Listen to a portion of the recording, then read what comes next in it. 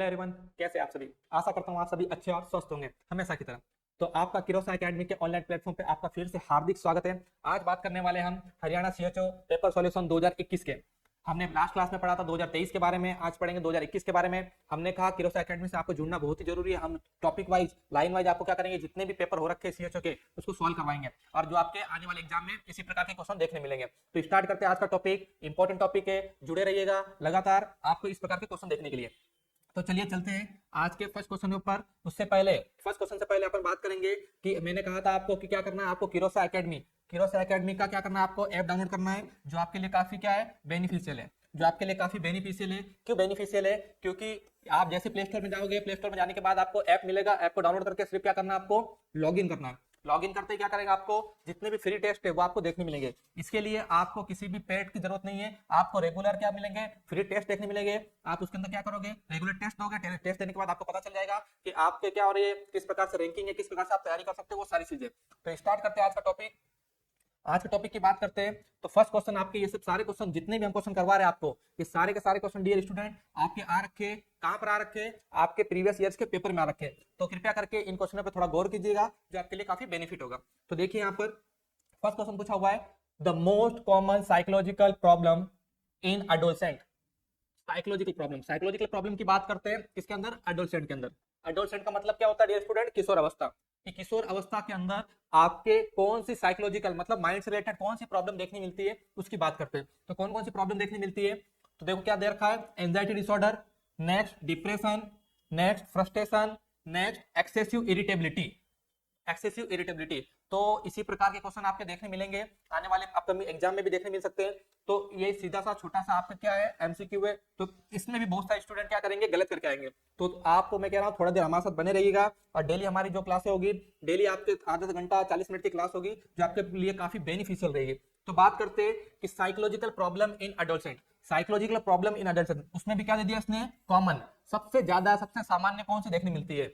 तो क्या बोलोगे, सबसे ज्यादा देखने मिलती है आपको एंजाइटी डिसऑर्डर, जिसको क्या बोलते हैं अपन, परेशानी बोल सकते हो, चिंता बोल सकते हो, वो सारी चीजें। क्यों कॉमन कहा गया है? क्योंकि आजकल के लाइफ शेड्यूल इतना बिजी हो चुका है। हर व्यक्ति जितने भी चाहे अडल्ट सेंस हो, अडल्ट हो, मोस्टली उनमें क्या देखने मिलता है आपको, आपके जितने भी सब में क्या देखने मिलता है आपको, आपके एंजाइटी डिसऑर्डर देखने मिलता है। वो क्या करते हैं, भागा दौड़ी में लगे पड़े। साथ साथ सारी चीजें की बात करते हैं। जैसे एडोलसेंट की बात करते हैं, तो एडोलसेंट का क्या है, उनको उनके कैरियर की चिंता है, उन्होंने 12th पास आउट किया, सब्जेक्ट कौन से चूज करना है, वो सारे चिंता। और डेली का जो लाइफ शेड्यूल है, तो सब जन क्या होता है उसके अंदर परेशान है। तो मोस्ट कॉमन अगर पूछे तो आपको क्या होगा dear student, anxiety disorder. Depression की बात करते हैं, डिप्रेशन कब देखने मिलता है? डिप्रेशन होता क्या है, जब व्यक्ति लंबे समय से क्या करता है, स्ट्रेस, जब व्यक्ति क्या कर रहा है, लंबे समय से क्या कर रहा है, स्ट्रेस कर रहा है, वो भी कैसे, लॉन्ग टर्म से स्ट्रेस हो रहा है व्यक्ति को। तो व्यक्ति को लॉन्ग टर्म से स्ट्रेस होता है, तो वही क्या कॉज करता है डियर स्टूडेंट, डिप्रेशन। ठीक है, फ्रस्ट्रेशन मतलब फ्रस्ट्रेट हो जाना किसी चीज से।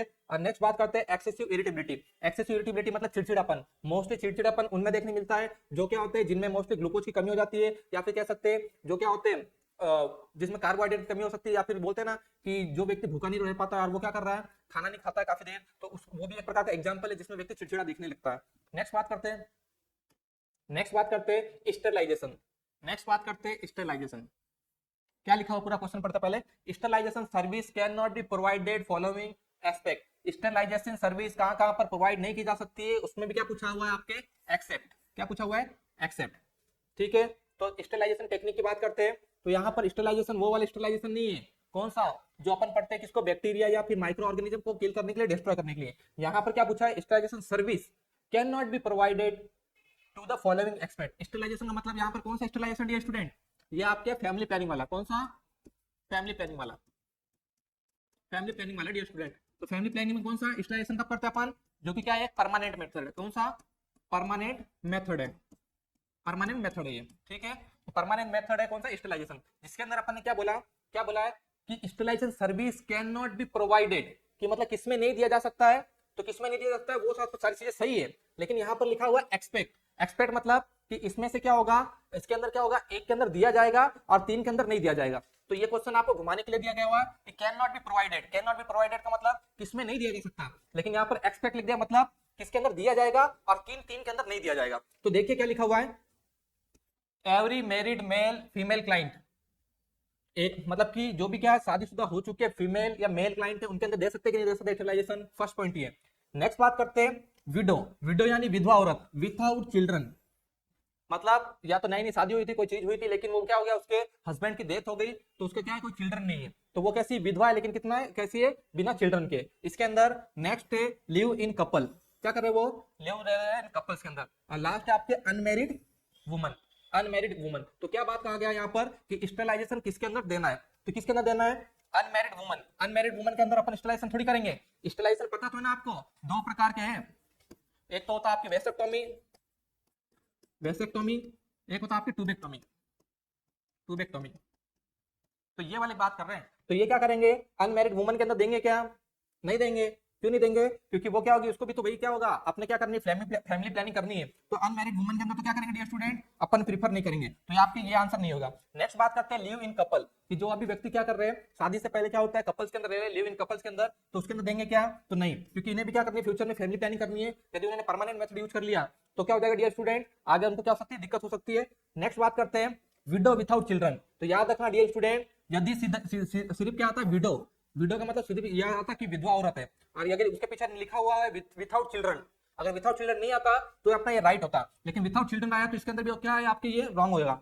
नेक्स्ट बात करते हैं every married male female client, मतलब कि जिन पर्सन की क्या हो रखी है, शादी हो चुकी है, चाहे मेल हो फीमेल हो, उनके बाद क्या हो सकता है, वो फैमिली प्लानिंग करने के बाद इजिली उनमें क्या कर सकते हैं, अपन स्टेलाइजेशन दे सकते हैं। समझ में आया डियर स्टूडेंट, आगे चले तो देखिए आगे, आगे क्या पूछ रहा हुआ है, anatomical waste such as placenta body parts are segregated in, ये आपको क्वेश्चन बहुत बार देखने मिलेगा, ये नहीं देखने मिलेगा तो इससे रिलेटेड क्वेश्चन देखने मिलेगा, तो आपको क्या रखना है, अपने ऊपर यहाँ पर फोकस बनाए रखना है। क्या लिखा हुआ है, एनाटॉमिकल वेस्ट, और एनाटॉमिकल वेस्ट कौन सा dear student, placenta, placenta body parts, placenta body parts etcetera are segregated in. तो आपने देखा होगा बीएमडब्ल्यू आपने पढ़ रहा रखा होगा बायोमेडिकल वेस्ट मैनेजमेंट, तो बायोमेडिकल वेस्ट मैनेजमेंट की बात करता है तो कौन कौन सा लिखा हुआ है इसमें, रेड बीन है, मतलब red dustbin, yellow bin, black bin, white bin या फिर ब्लू बीन। तो ये आपके सारे के सारे बीएमडब्ल्यू के जितने भी जिसके अंदर अपन क्या करते हैं, वेस्ट को डिस्कार्ड करते हैं, वो सारे के सारी चीज यहाँ पर आ चुकी है। समझ में आया, तो बात करते हैं यहाँ पर क्या बोला, प्लेसेंटा, तो याद रखना डियर स्टूडेंट, सारी चीज यहीं पे क्लियर करवाएंगे आपको, 10 जगह क्या नाम है, आपके थ्योरी पढ़ने की जरूरत नहीं, कुछ पढ़ने की जरूरत नहीं, एक ही क्वेश्चन के साथ साथ हम लोग उसके जितने भी रिलेटेड चीजें वो सारे सॉल्व करवाएंगे। तो देखिए क्या लिखा हुआ है यहाँ पर, आपके येलो बीन, कौन सा, येलो बीन, तो येलो बीन है, येलो बीन के अंदर अपन डियर स्टूडेंट क्या करेंगे, प्लेसेंटा को डिस्कार्ड करेंगे, क्यों करेंगे, क्यों करेंगे, देखिए कि हमने पढ़ रखा है कि जो जितने भी एनाटॉमिकल वेस्ट है, इन्फेक्शियस चीजें, ब्लड से रिलेटेड चीजें, ये सारी जितनी भी चीजें हम उसको किस में करते हैं डियर स्टूडेंट, येलो बीन के अंदर क्या करते हैं, डिस्कार्ड करते हैं। यदि हम रेड बीन की बात करते हैं, यदि हम रेड बिन की बात करते हैं तो रेड बिन में क्या होगा, रेड बिन में क्या होगा स्टूडेंट, तो हमने बताया था रेड बिन में क्या होता है, कोई भी ट्यूब से रिलेटेड चीजें हो गई, ठीक है, क्या हो गई, कोई सॉरी ट्यूब से रिलेटेड चीजें हो गई, या बात कर सकते हैं अपन जो भी आपके क्या होते हैं, जो भी अपन ग्लूकोज जैसे लगाते हैं, ग्लूकोज जैसे लगाते हैं, कोई भी रबड़ वाली चीजें तो हो गई, रबड़ या ट्यूब वाली चीजें हो गई, तो मोस्टली अपन इसके अंदर प्रीफर करते हैं। नेक्स्ट बात करते हैं अपन ब्लैक बिन, तो ब्लैक बिन क्या होता है, ब्लैक बिन के अंदर अपन क्या करते हैं, ब्लैक बिन में, ब्लैक बिन में क्या करते हैं,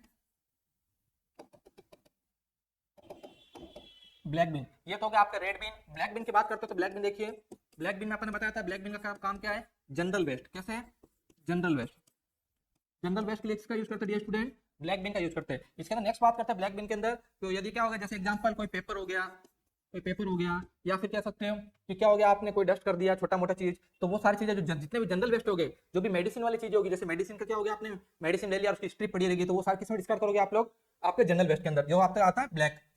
नेक्स्ट आपके मोस्ट इंपोर्टेंट है, जिसमें आप बार बार कंफ्यूज होते हैं, कौन कौन सा आपके, कौन कौन सा डियर स्टूडेंट, कौन कौन सा आपके, एक तो व्हाइट और एक ब्लू, व्हाइट और ब्लू दोनों यूज करते हैं डियर स्टूडेंट, किसके लिए, शार्प इंस्ट्रूमेंट के लिए, जितने भी शार्प इंस्ट्रूमेंट है उनके लिए अपन किसका यूज करते हैं, व्हाइट या ब्लू का यूज करते हैं। लेकिन व्हाइट वाले का एक चीज याद रखना, इसमें metal, metal sharp instrument, metal sharp instrument, metal sharp instrument, और इसके अंदर ग्लास, इसके अंदर glass sharp instrument, glass sharp instrument, ठीक है, ग्लास शार्प इंस्ट्रूमेंट ये अपन डालते हैं।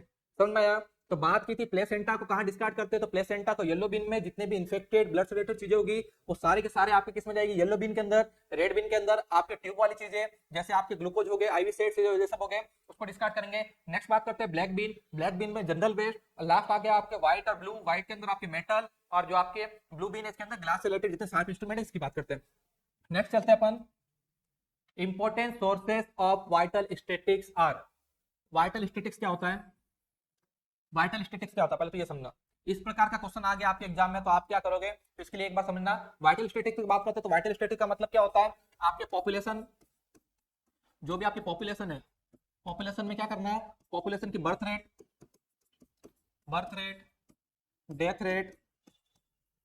डेथ रेट, साथ साथ उसकी मैरिज रेट, नेक्स्ट आपके जो भी आपके जितने भी क्या है सैंपल रजिस्टर लेना होते हैं, सैंपल रजिस्ट्रेशन, ये सारे के सारे, और ईटीसी और भी बहुत सारी चीजें जो क्या होते हैं अपन किसके अंदर काउंट करते हैं, वाइटल स्टैटिक्स के अंदर काउंट करते हैं। तो वाइटल स्टैटिक्स का क्या पूछ रहा है कि वाइटल स्टैटिक्स क्या लिखा है, important sources of vital statics. Vital statics के कौन कौन से इंपॉर्टेंट सोर्सेस है, तो देखिए क्या क्या लिखा हुआ है। पॉपुलेशन सेंसस, पॉपुलेशन सेंसस का मतलब जो भी जनगणना होती है, जनगणना जो आपके 10 साल में एक बार होती है उसकी बात कर रहा है, तो वो भी क्या होता है आपके वाइटल स्टैटिक्स के थ्रू ले सकते हैं, ये भी क्या इसका एक इंपॉर्टेंट सोर्स है। नेक्स्ट बात करते हैं civil service, civil registration system, जो सिविल रजिस्ट्रेशन सिस्टम है, सिविल रजिस्ट्रेशन सिस्टम, तो ये भी क्या होता है आपके वाइटल स्टैटिक्स के अंदर ही आता है डियर स्टूडेंट। नेक्स्ट है आपके सैंपल रजिस्ट्रेशन सिस्टम, यदि किसी प्रकार का कोई सैंपल लेना, नमूना लेना है, किसी प्रकार कोई क्या करना है अपन को डाटा कलेक्ट करना है, तो उसके लिए भी अपन किसका वाइटल स्टैटिक्स का यूज लेते हैं। तो इसका आंसर साफ और सीधा क्या हो जाएगा dear student, all of the above. क्या हो जाएगा, ऑल ऑफ द अबाउ। ठीक है, समझ गए कि वाइटल स्टैटिक्स का मतलब क्या हो गया, आपके पॉपुलेशन में जो भी चीजें अपन सारी करते हैं वो डाटा कलेक्ट करते हैं, birth rate, death rate, marriage rate, आपके सेंसेस, ये सारे के सारे आपके किसमें आएंगे, वाइटल स्टैटिक्स के अंदर। नेक्स्ट चलते हैं, sub centre covering a population of. अच्छा और इंपॉर्टेंट क्वेश्चन में से एक है डियर स्टूडेंट, तो देखना यहाँ पर क्या बात कर रहे हैं कि सब सेंटर, आपने नाम तो सुना ही होगा डियर स्टूडेंट, क्या सब सेंटर। अब सब सेंटर होता क्या है, क्या बात करते हैं, तो याद रखना आपको इजी और सबसे इजी और सबसे जो बोलते हैं ना अपन मिनोमिक जो होता है आपके, आपको वो ट्रिक याद करवाएंगे जिससे आपको सारी चीजें याद हो जाए। तो याद रखना सबसे पहले आपका आता है सब सेंटर, सब सेंटर के बाद आता है डियर स्टूडेंट आपके पीएचसी, उसको बोलते हैं प्राइमरी हेल्थ केयर, उसके बाद आपका आता है सीएचसी, उसके बाद आता है आपके डिस्ट्रिक्ट के बाद आता है आपके tertiary health care, district hospital, ये सब लिख सकते हो ना, डिस्ट्रिक्ट हॉस्पिटल, और लास्ट आता है आपका टर्सरी हेल्थ केयर। तो देखना एक चीज, ये चीजें आपको याद होनी चाहिए, वो भी लाइन वाइज याद होनी चाहिए, वरना आप एग्जाम में गलती करोगे। क्या करोगे, देखो एक बार क्या बोला हुआ है यहाँ पर, सब सेंटर की बात हो रही, तो सब सेंटर, सबसे पहले सब सेंटर, उसके बाद पीएससी, उसके बाद सीएससी, उसके बाद आपके डिस्ट्रिक्ट, उस डिस्ट्रिक्ट के बाद आपके क्या जाता है आपके टर्सरी, तो सब सेंटर फर्स्ट, उसके बाद पीएससी का सीएससी के बाद डिस्ट्रिक्ट हॉस्पिटल, उसके बाद आपके टर्सरी हेल्थ केयर। तो ये सारी चीजें हो गई, तो ये चीजें आपको याद होनी चाहिए। अब इसके अंदर एक इंपॉर्टेंट चीज आती है, कि यदि क्या पूछ रहा है कि सब सेंटर कितने पॉपुलेशन को कवर करता है, तो याद रखोगे डियर स्टूडेंट, क्या बोला है, सब सेंटर कितने पॉपुलेशन को क्या करता है, कवर करता है। तो एक बार देखिएगा, बात करते हैं यहाँ पर सब सेंटर करता है आपके 5000, ये किसका है, प्लेन एरिया, किसका, प्लेन एरिया में कवर करता है। और हिली एरिया की बात करें, जो आपके हिली एरिया है, हिली एरिया की बात करें तो हिली एरिया में कितना करता है स्टूडेंट, 3000, कितना करता है, 3000। नेक्स्ट बात करें पीएस सब सेंटर के बाद अपन ने क्या बताया dear student, PSC, sub centre क्या बताया, पीएससी। अब पीएससी की बात करते हैं तो पीएससी आपके पीएससी क्या करता है डियर स्टूडेंट, यहाँ पर आपके 30,000, यहाँ पर आपके 20,000 अराउंड, ये कितना करता है, ये 50,000 पीपल को क्या करता है, पॉपुलेशन पे क्या करता है, काम करता है। नेक्स्ट बात करते हैं सीएससी, तो सीएससी का अराउंड मान सकते हो 120, 1,20,000, और यहाँ पर आपके 80,000 ना, ये सब सारी चीजों पे काम करता है। नेक्स्ट बात करते हैं पीएससी सीएससी, उसके बाद क्या हो गया आपके सब सेंटर पीएससी सीएससी, उसके बाद बताया था डिस्ट्रिक्ट हॉस्पिटल, तो डिस्ट्रिक्ट हॉस्पिटल की बात करते हैं अपन, डिस्ट्रिक्ट हॉस्पिटल, तो डिस्ट्रिक्ट हॉस्पिटल क्या करता है, क्या होता है, एक डिस्ट्रिक्ट के ऊपर क्या कर सकते हो, वन डिस्ट्रिक्ट के ऊपर काम करता है, वन डिस्ट्रिक्ट के ऊपर काम करता है। लास्ट आपके जो टर्सरी था, तो टर्सरी की बात करते हैं, जो टर्सरी है, टर्सरी किस पे काम करता है आपके, मोर, क्या कर सकते हो, मोर डिस्ट्रिक्ट्स, क्या कह सकते हैं, सेवरल लिख रहा हूँ, सेवरल डिस्ट्रिक्ट के ऊपर काम करता है। तो समझ में आया। तो ये चीजें आपको याद होनी चाहिए। ये आपका डियर स्टूडेंट बेस है, बेस मतलब आधार है। यदि आपको ये याद है तो क्वेश्चन कहीं से भी घूम फिरा के दे आपके रॉन्ग नहीं होने वाला है। समझ में आया। तो क्या क्वेश्चन था, आपने एक बार वापस देखते हैं क्या पूछा था कि sub centre covering the population, sub centre कितना करता है। तो जस्ट अभी अपन ने बताया सब सेंटर कितना करता है, 5000 से 3000 कितना करता है, 5000 आपके प्लेन एरिया में, 3000 आपके हिली एरिया में। तो क्या पूछा हुआ यहाँ पर, तो क्या हो जाएगा, सब सेंटर कितना करता है आपके 3000 टू 5000। ठीक है डियर स्टूडेंट, ऐसे क्वेश्चन रॉन्ग नहीं होना चाहिए। ये आपके एक्यूरेट वाली चीजें, तो एक्यूरेट वाली चीजें को याद कर लेना अच्छी तरीके से। आगे चलते हैं, आगे लो वापस आ गया ना ये वाला क्वेश्चन। यही कहा मैंने कि क्या आपके अर्बन पीएससी, जो आपके पीएससी है, पीएससी क्या करता है, कितने पॉपुलेशन पे काम करता है। पीएससी की बात बताए कितने पॉपुलेशन पे काम करता है। तो जस्ट अभी बताया था डियर स्टूडेंट, क्या बताया था, ये रहा आपकी, ये रहा पीएससी का कितना करता है, 30,000 प्लेन, 20,000 हिली एरिया कह सकते हैं। तो क्या कह सकते हैं इसके अंदर कितने पे काम करता है डियर स्टूडेंट, 50,000 पॉपुलेशन पे पीएससी काम करता है। समझ में आया। तो ये सारी चीजें मैंने कहा आपको कि एक बार में याद हो जानी चाहिए, और एक बार में याद हो गई तो आपके क्वेश्चन रॉन्ग नहीं होने वाले। समझ में आया। चले आगे, नेक्स्ट बात बता रहा हूं आपको कि काइंडली रिक्वेस्ट है आप सभी से कि आप एक बार ऐप डाउनलोड करके देखिए, लॉगिन करना है, सारी चीजें वहां पर जितने भी टेस्ट होते हैं रेगुलर वो सारे फ्री है, आपको टेस्ट अटेंड करने हैं, तो आपको भी पता चलेगा आपका बेस कितना है, आपको कौन कौन से क्वेश्चन आते हैं जो आपके लिए काफी बेनिफिशियल होने वाले हैं। ठीक है, तो काइंडली डाउनलोड द किरोसा एप्लीकेशन ना।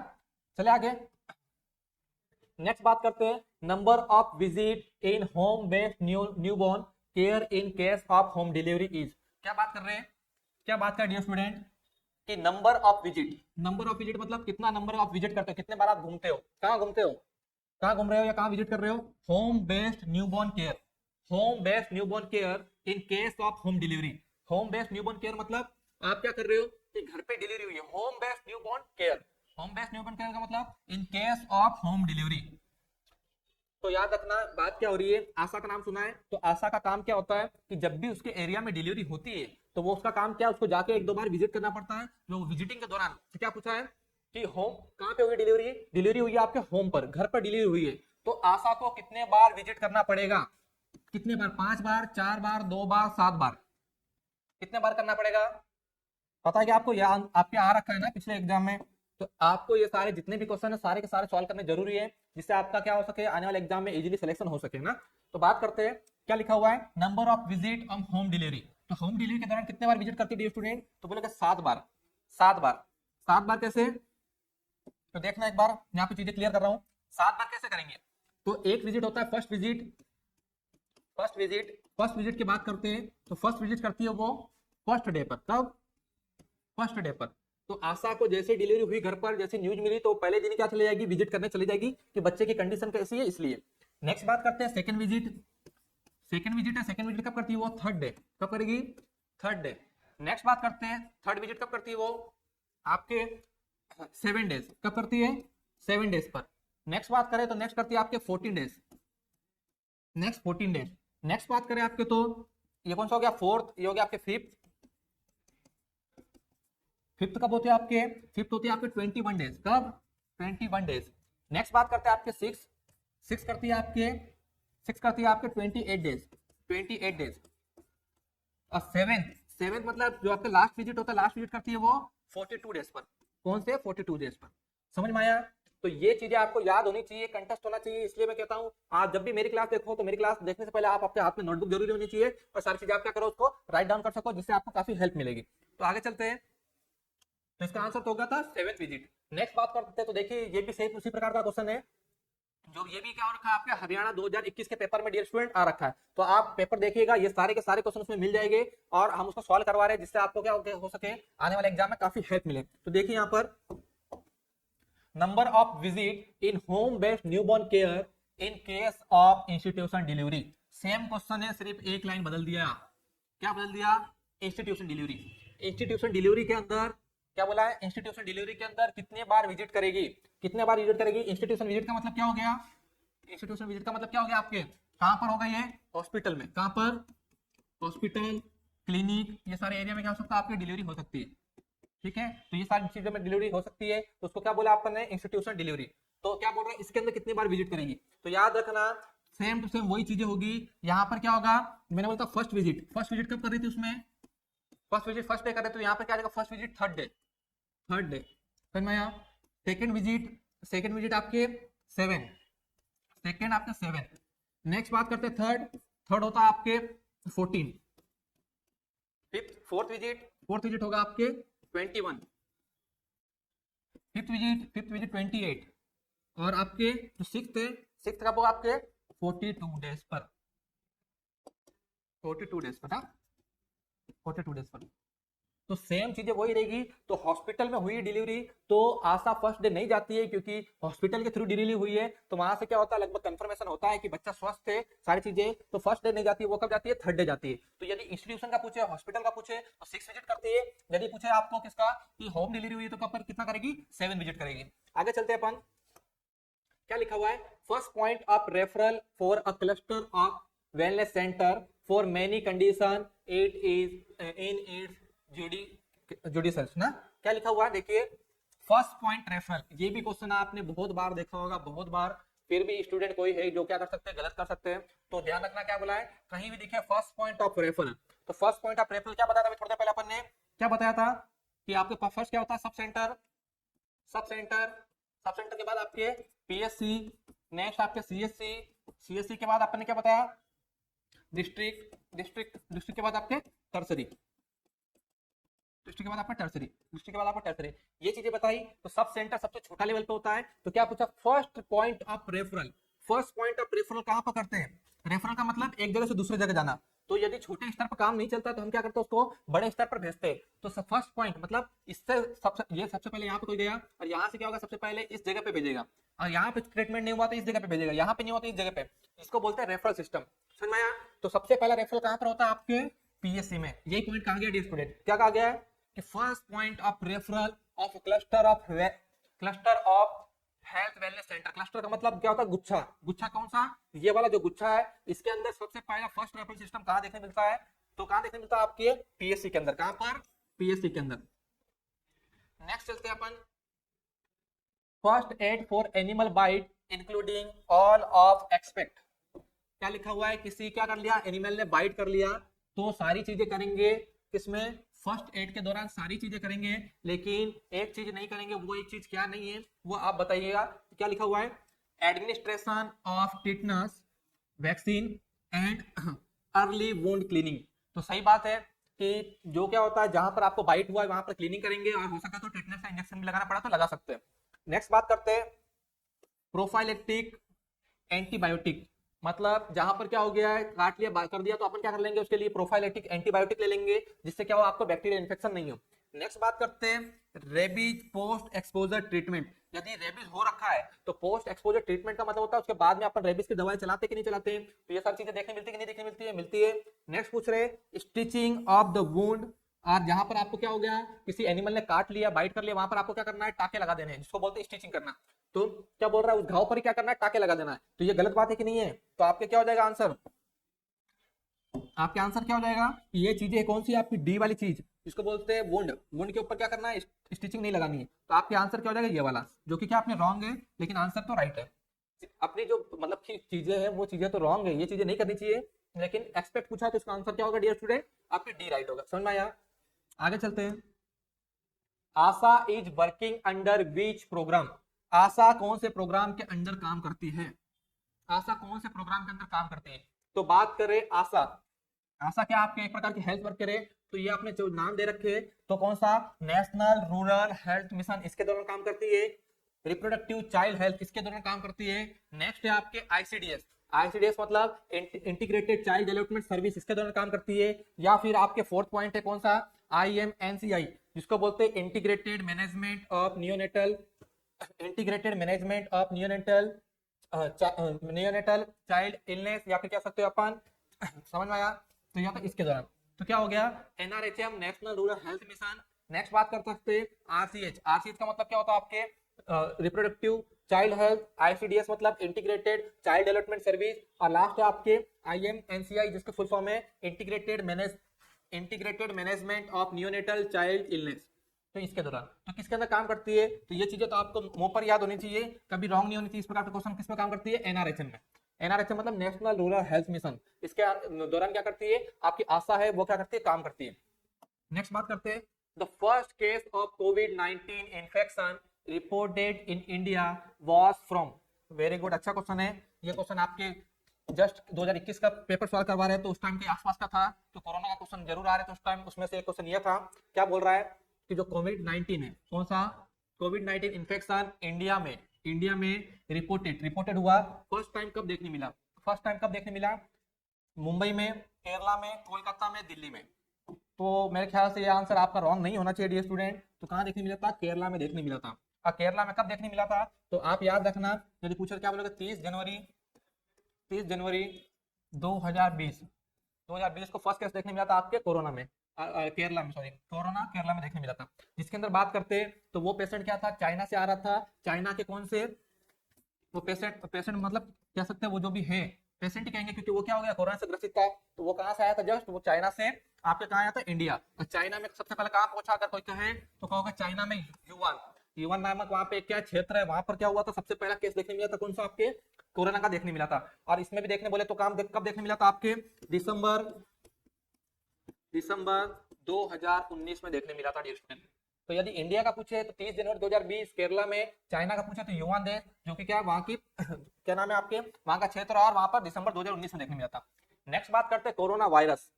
हाँ, ये क्वेश्चन भी लोग गलत कर देते हैं ना। क्या लिखा हुआ है? कोरोना वायरस क्या है? डीएनए वायरस है, आरएनए वायरस है, या दोनों ही है, या ऑल ऑफ द अबव, या सारे के सारे ही? क्या कहोगे आप? कोरोना वायरस क्या है? एक प्रकार का वायरस का मतलब पता है ना, हिंदी में अपन क्या बोलते हैं? वायरस को, विषाणु। तो कोरोना वायरस क्या है? एक प्रकार का। तो क्या बोलोगे? कोरोना वायरस क्या है डियर स्टूडेंट? एक प्रकार का आरएनए वायरस है। आरएनए वायरस है। समझ में आया? तो इसमें कुछ था नहीं था समझाने लायक कि जिसको अपन डीपली में एक्सप्लेन करें। चलते नेक्स्ट क्वेश्चन की ओर। आईसीडीएस प्रोग्राम, आईसीडीएस अभी वापस आईसीडीएस बताया। आईसीडीएस का मतलब होता है integrated child integrated child development services. Integrated child development services की बात करते हैं तो क्या पूछा हुआ है कि कौन से ईयर में आया था, कौन से सन में इसको चालू किया था? तो 1975, 1992, 1999 या 1997। तो इसको याद रखना, इसका होता 1975 में कौन सा आया था? Integrated child development services. समझ में आया? आगे चलते हैं। World hearing day is celebrated on. World hearing day, world hearing मतलब जो आपसे क्या है? वर्ल्ड हियरिंग डे है। वर्ल्ड हियरिंग डे कब मनाया जाता है? कौन से डे को सेलिब्रेट किया जाता है? 3 मार्च, 28 फरवरी, 30 मार्च या 1 जनवरी? तो याद रखना सीधा सीधा इसका 3 मार्च को मनाया जाता है। कब? 3 मार्च को मनाया जाता है। कौन सा? आपके वर्ल्ड हियरिंग डे। तो काइंडली एक बार आपको फिर से कह रहा हूँ कि किरोसा एप्लीकेशन डाउनलोड करके आप लोग एक बार यूज करके देखिए कैसा क्या होता है, उसका हम फीडबैक दीजिए। और आपको डेली इसमें फ्री टेस्ट देखने मिलेंगे जो आपके लिए बेनिफिशियल होंगे ना। तो एक बार डाउनलोड करके लॉगिन करके देखिए, उसके बाद बात करते हैं।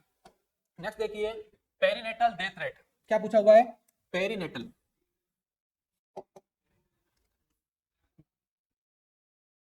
पेरीनेटल डेथ रेट की बात कर रहे हैं। तो पेरीनेटल डेथ रेट किसे कहेंगे? पेरीनेटल डेथ रेट किसे कहेंगे? क्या लिखा? पेरीनेटल डेथ रेट किसे कहेंगे? तो सम यानी टोटल। सम का मतलब total of fetal and neonatal death rate. Next बात करते हैं कि ये क्या बोल रहा है? फीटल यानी मदर के गर्भ में बच्चा है तो उसको बोलेंगे फीटस या फीटल। एंड नियोनेटल मतलब जस्ट पैदा हुआ है, नियोनेट है तो वो। ठीक है, नेक्स्ट बात करते हैं सम। ये तो फर्स्ट हो गया। नेक्स्ट बात करते हैं सम ऑफ फीटल मतलब वही बताया अभी अपन ने। एंड इन्फेंट डेथ रेट को बोलते हैं, इसको बोलते हैं पेरीनेटल। या फिर difference between pregnancy and birth. बोल रहा है प्रेगनेंसी और बर्थ रेट है, प्रेगनेंसी और जो बर्थ रेट है इसके अंदर डिफरेंस को बोलते हैं। या फिर लास्ट आपका सम यानी totalling of abortion and फेटल death rate या फेटल डेथ रेट। क्या पूछा हुआ इसने? तो एक बार क्लियरिफाई करता हूं आपको फटाफट कि पेरीनेटल डेथ रेट क्या होता है। क्या पूछा हुआ है? पेरीनेटल डेथ रेट क्या होता है? तो काइंडली देखिएगा, पेरीनेटल डेथ रेट किसे कहेंगे? पेरीनेटल डेथ रेट उसे कहते हैं जो इसमें क्या होता है आपके foetal and neonatal death rate देखने मिलता है, उसको क्या बोलते हैं अपन? उसको क्या बोलते हैं? पेरीनेटल डेथ रेट बोलते हैं। और इसके अंदर बात आया इसमें फीटल एंड इन्फेंट मतलब 1 ईयर का चाइल्ड, तो इसको क्या होगा? फीटल एंड इन्फेंट, इसको तो नहीं आएगा। प्रेगनेंसी और बर्थ रेट में डिफरेंस, इसको भी नहीं। और जो आपके डेथ रेट और अबॉर्शन, इसको भी नहीं। तो याद रखना फीटल मतलब जो फीटस है और साथ साथ नियोनेट है, इसके डेथ रेट के टोटलिंग को क्या बोलते हैं अपन? पेरीनेटल डेथ रेट कहते हैं। नेक्स्ट देखिएगा, expected date of delivery. Expected date of delivery कहां पड़ी थी? याद आ रही है क्या? ओबीजी के अंदर। ये किससे क्वेश्चन आया रखा आपके? ओबीजी से आ रखा है। तो ओबीजी से आ रखा है, तो क्या पूछा हुआ है, एक्सपेक्टेड डेट ऑफ डिलीवरी, जिसको अपन क्या बोलते हैं, ईडीडी कहते हैं। क्या कहते हैं, ईडीडी। तो बात करते हैं ईडीडी क्या होता है, एक्सपेक्टेड डेट ऑफ डिलीवरी, मतलब वुमन कब डिलीवर करेगी अपने चाइल्ड को, तो उसको क्या बोलते हैं, एक्सपेक्टेड डेट ऑफ डिलीवरी। जो भी गायनेकोलॉजिस्ट होता है वो पहले बता देता है कि आपके इस वीक के दौरान इस डे के अंदर डिलीवरी होने के चांसेस है, तो वो कैसे पता लगाते हैं, उसको क्या कहते हैं dear student, expected date of delivery. तो ये कैसे करते हैं, तो याद रखना इसको क्या बोलते हैं, last menstrual period, last menstrual period plus 9 month and plus 7 days. मतलब याद रखना, क्या बोलोगे आप कि महिला क्या है, महिला आती है, महिला को पूछते हैं, जो भी महिला है, जो भी प्रेग्नेंट हुई है, उसको क्या पूछेंगे कि आपका क्या रखी लास्ट मेंस्ट्रुअल साइकिल कब आया था, तो वो डेट बताती है कि मुझे लास्ट मेंस्ट्रुअल साइकिल इस डेट को आया था। तो उसको भी पूछते हैं कि उस डेट में फर्स्ट टाइम, मतलब जैसे 3 दिन की होती है, 5 दिन की होती है, मेंस्ट्रुअल साइकिल सब में अलग अलग होती है, तो क्या बोलते हैं कि आपको जो आपके मेंस्ट्रुअल साइकिल लास्ट टाइम आया था उसकी फर्स्ट डेट कौन सी थी, तो उस फर्स्ट डेट से काउंट करते हैं 9 मंथ प्लस 7 डेज, मतलब 9 मंथ प्लस करेंगे और 7 डेज उसके अंदर प्लस करेंगे, उसको क्या बोलते हैं, एक्सपेक्टेड डेट ऑफ डिलीवरी, मतलब बच्चा होने के क्या रखे चांसेस उस डेट को होते हैं, इसलिए क्या बोलते हैं, एक्सपेक्टेड डेट ऑफ डिलीवरी। तो यहाँ पर क्या लिखा हुआ है, 9 मंथ प्लस 7 डेज लिखा हुआ है, वो आपके राइट आंसर। क्या लिखा हुआ है, LMP 9 मंथ प्लस 7 डेज, तो ये आपके राइट आंसर है। अदर वाला भी देख लेते हैं, 9 मंथ प्लस 0 डेज, तो ये नहीं है। नेक्स्ट 9 मंथ प्लस 9 डेज, ये भी नहीं है। नेक्स्ट 9 मंथ प्लस 6 डेज, तो ये भी नहीं है। तो इसका आंसर क्या होगा dear student, 9 month plus 7 days. आगे चलते हैं, the dose of deworming tablet albendazole given to a child below 1 year old is, नाम सुन रखा होगा आप सभी ने, कौन सा, एल्बेंडाजोल। एल्बेंडाजोल क्या होता है, एल्बेंडाजोल जब क्या हो जाते हैं, वॉर्म हो जाते हैं, पेट में बच्चों के कीड़े हो जाते हैं, तो अपन क्या करते हैं, प्रीफर करते हैं कौन सी, एल्बेंडाजोल। अब एल्बेंडाजोल की बात कर रहे हैं, तो एल्बेंडाजोल की बात कर रहे हैं, तो इसने क्या बोला है, 1 साल से छोटा बच्चा है, क्या बोल रहे हैं, 1 साल से छोटा बच्चा है, तो 1 साल से छोटे बच्चे में कितनी डोज दी जानी चाहिए, किसकी, एल्बेंडाजोल की। तो लिखा हुआ है 200 mg once year, 200 mg once year, मतलब 200 mg साल में एक बार। Next 400 mg twice a year, 400 mg दिन में, सॉरी साल में 2 बार, या नॉट टू बी गिवन, या फिर आपके 500 mg वंस ईयर। तो इसमें से कौन सा राइट आंसर होगा उसको बताना है। तो उसको बताने से पहले आपको एक चीज बताता हूं कि जो भी एल्बेंडाजोल का रूल है, एल्बेंडाजोल का रूल है, क्या रूल है एल्बेंडाजोल का, कि जो 1 ईयर है, जो 1 ईयर है, 1 ईयर से क्या हो गए, छोटे हैं, 1 ईयर से क्या है, छोटे हैं, तो उसके अंदर मोस्टली ड्रग को क्या करते हैं, मना करते हैं। लेकिन यदि इमरजेंसी कंडीशन आ जाती है तो ये अपन प्रीफर करते हैं। तो यहाँ पर क्या लिखा रखा आंसर देखिए, क्या दे रखा है इसके अंदर, कि 1 साल से छोटा बच्चा है, तो 1 साल से छोटे बच्चे में क्या करेंगे अपन, नॉट टू बी गिवन, क्या करेंगे, उसको अपन नहीं देंगे। क्यों नहीं देंगे, क्योंकि क्या करता है, इसके ऊपर हार्मफुल इफेक्ट कॉज कर सकता है, इसलिए नहीं देंगे। और यदि इमरजेंसी कंडीशन आ जाए, ठीक है, तो तब जाके अपन क्या कर सकते हैं, 200 mg प्रीफर कर सकते हैं, लेकिन करते नहीं है, याद रखना। तो मोस्टली 200 mg वन से कब करते हैं, जब बच्चा 1 से 2 साल के बीच आ जाता है, तब अपन 200 mg देते हैं, लेकिन 1 साल से छोटे बच्चों को अवॉइड करते हैं। तो इसका आंसर याद रखना, इसका आंसर डियर स्टूडेंट सी होगा। नेक्स्ट देखिए, severe jaundice in a young infant assess by checking if she has, क्या लिखा हुआ है, सीवियर जॉन्डिस। सीवियर जॉन्डिस मतलब क्या हो गया, पीलिया हो रखा है, किसको पीलिया हो रखा है, आपके यंग इन्फेंट, किसको रखा है, आपके यंग इन्फेंट, मतलब छोटा सा बच्चा है, कौन सा, 1 साल से छोटा बच्चा है, उसको क्या हो रखा है, पीलिया हो रखा है। तो कैसे चेक करोगे, चेकिंग बाय ही हैज, कैसे चेक करोगे, कैसे पता चलेगा उसको पीलिया हो रखा है, तो देखिए येलोविश चेस्ट, उसकी चेस्ट पीली दिखाई देने लग जाएगी, येलो दिखाई देने लग जाएगी उस time. Next yellowish chest and abdomen, उसकी चेस्ट और एब्डोमेन दोनों येलो दिखने लग जाए तो कहेंगे। या yellowish sole and palm, sole यानी पैर का तलवा, और पाम्स मतलब हाथ के जो क्या होते हैं, आपके हथेली होती है ये। और नेक्स्ट हो गया नन ऑफ द अबव। तो याद रखना, जब भी अपने शरीर में क्या बोलते हैं, मोस्टली किसी चीज की क्या हो जाएगी, कमी हो जाती है, जैसे ब्लड की कमी हो जाएगी, तो क्या होता है, अपने हाथ पूरे एकदम व्हाइटिश दिखने लगते हैं, येलोइश दिखने लगते हैं। उसी प्रकार से यदि आपकी बॉडी के अंदर बिलीरुबिन की मात्रा बढ़ जाती है, तो बिलीरुबिन की मात्रा बढ़ जाती है, तो आपके हाथ और जो सोल है, मतलब जो आपके पाम और सोल है, वो क्या हो जाएगा डियर स्टूडेंट, वो क्या हो जाएगा डियर स्टूडेंट, आपके येलोइश दिखाई देने लग जाएंगे, जो कि क्या सीवियर जॉन्डिस का क्या आपके साइन कह सकते हो, जिसके थ्रू आप असेस कर सकते हो। नेक्स्ट चलते हैं आपके ग्रूंटिंग, नाम सुना होगा आपने ग्रूंटिंग। अब ग्रूंटिंग क्या होता है, ग्रूंटिंग मतलब छोटा बच्चा सांस लेता है, जब क्या होता है, सांस लेने के दौरान क्या करता है, वो सॉफ्ट साउंड, मतलब जो छोटा छोटा आवाज निकालता है, गुरु गुरु करता रहता है। तो क्या लिखा हुआ देखिए, ग्रूंटिंग इज द शॉर्ट मतलब छोटा समय के लिए सॉफ्ट साउंड होता है, बाय यंग इन्फेंट मतलब छोटे बच्चे के दौरान होता है। तो ये आवाज कब आती है, ग्रूंटिंग की आवाज कब आती है, ब्रीथिंग इन, सांस अंदर लेते टाइम, सांस बाहर छोड़ते time, breathing in and out दोनों टाइम, या फिर इनमें से कोई नहीं, या इनमें से कोई नहीं, तो क्या कहोगे आप? तो याद रखना इसका आंसर क्या होता है? Breathing out. ब्रीथिंग आउट मतलब क्या कर रहा है छोटा बच्चा, सांस लेता है तो लेने के दौरान तो आवाज नहीं आती है, लेकिन जब बच्चा क्या करता है सांस छोड़ता है तो सब भूम भूम होता है, वो क्या एक प्रकार का ग्रुंटिंग की आवाज होती है। इसके अंदर क्या होता है, सांस छोड़ने के दौरान होता है, आप ऐसे याद रख सकते हो। आगे चलते हैं अपन। बीसीजी इज एन, क्या लिखा हुआ है? बीसीजी इज एन, बीसीजी एक है। बीसीजी क्या है? एक। बीसीजी एक वैक्सीन है, किसमें देते हैं? ट्यूबरकुलोसिस वाले पेशेंट के अंदर देते हैं, मतलब प्रोफाइलैक्सिस में देते हैं ना, मतलब कि टीबी से प्रिवेंट करने के लिए अपन जो वैक्सीन लगाते हैं उसको बीसीजी कहते हैं, बेसिलस क्लाइमेट ग्यूरिन। तो इसके अंदर बात करते हैं कैसे देते हैं ये, आईएम मतलब इंट्रामस्कुलर, सबक्यूटेनियस या इंट्राडर्मल या नन ऑफ द अबव। तो ये तो आपने बहुत बार पढ़ रखा होगा, ये आपके एग्जाम में आ रखा है, तो कैसे देंगे अपन? इंट्राडर्मली देते हैं, ठीक है। आगे चलते हैं अपन। How much weight gain in a sign of pre eclampsia? Pre eclampsia, pre eclampsia, eclampsia का आपको मतलब पता ही है कि इक्लेम्सिया किसे कहते हैं? जब आपकी बॉडी अनकंट्रोल मूवमेंट करने लग जाती है, इसको क्या बोलते हैं अपन? ताने आना, ये सारी चीजें हो जाती है, इसको क्या बोलते हैं अपन? इक्लेम्सिया। तो प्री इक्लेम्सिया मतलब कि इस व्यक्ति को, जैसे बोलते हैं ना अपन प्री डायबिटिक, प्री डायबिटिक मतलब डायबिटीज है नहीं, होने के चांसेस हैं। इसी प्रकार से प्री इक्लेम्सिया की बात करते हैं कि उसको क्या हो गए, ये सारे उसके लक्षण आ रहे हैं, सिम्टम्स आ रहे हैं, तो इसको क्या हो सकता है? तो सीजर्स आने यानी एपिलेप्सी के चांसेस हो सकते हैं, इक्लेम्सिया के चांसेस हो सकते हैं। तो इसके अंदर बात करेंगे, तो इक्लेम्सिया की बात करते हैं। इक्लेम्सिया का मतलब होता है मोस्टली प्रेग्नेंट वुमन के अंदर देखने मिलता है ना। तो नेक्स्ट देखना क्या लिखा हुआ है, प्री इक्लेम्सिया का संकेत होने के लिए कितने वजन वृद्धि होनी चाहिए? मतलब कितने वजन बढ़ेगा, डेली कितना वजन बढ़ेगा, या फिर किस हिसाब से वजन बढ़ेगा, जिससे अपन क्या मान सकते हैं कि इसको क्या होगा, फ्यूचर में आपके इक्लेम्सिया देखने मिल सकता है। तो क्या देखिए क्या लिखा हुआ है, 3 to 5 पाउंड ट्राइमेस्टर। ट्राइमेस्टर मतलब 3 प्रकार के ट्राइमेस्टर होते हैं आपके, first trimester, second trimester, third trimester. First होता है आपके 0 से लेकर आपके 12 वीक तक, सेकंड होता है आपके 13 से लेकर 28 तक, और जो आपका फोर्थ होता है वो होता है 29 से लेकर आपके 37 वीक तक। तो ये सारी चीजें होती है। नेक्स्ट बात करते हैं अपन, तो ट्राइमेस्टर को 42 भी बोल सकते हैं, कैसे कैसे बोल सकते हो? 29 to 42 वीक्स, लेकिन मोस्टली प्रीफर करते हैं अपन 37 वीक। नेक्स्ट बात करते हैं 35 pound per week, next 3 to 5 kg per week, next 3 to 5 pound per month. तो देखिए यहाँ पर कैसे अपन बोल सकते हैं, तो सबसे पहले देखो 3 से 5 किलो पर वीक, हर सप्ते में, तो ये आंसर तो आपके क्या हो जाएगा, गलत हिसाब से दे, बचे 3। तो ट्राइमेस्टर मतलब ऐसा मान सकते हो महीने के अंदर या 3 महीने के अंदर, तो 3 महीने के अंदर 3 से 5 पाउंड, 3 से 5 पाउंड का मतलब अगर अपन एवरेज निकाले तो अपन कह सकते हैं 1.5 से 2.5 किलो, 1.5 से 2.5 किलो एग्जाम्पल निकाले तो इतना। अगर 3 महीने में बढ़ रहा है तो कोई दिक्कत वाली बात नहीं है, तो ये भी आंसर क्या हो जाएगा, गलत। बचे 2, 3 से 5 पाउंड पर वीक या 3 से 5 पाउंड पर मंथ। तो आपको याद रखना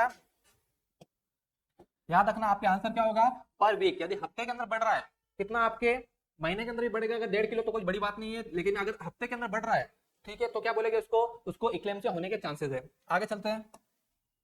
तो आगे क्या आपके, धन्यवाद, मिलते हैं इसी तरह से अच्छे अच्छे क्वेश्चन के साथ, और अपन क्या करेंगे, इससे जितने भी रिलेटेड क्वेश्चन है जल्द से जल्द आपको सॉल्व करने की कोशिश करेंगे, जिससे आपको काफी बेनिफिट होगा।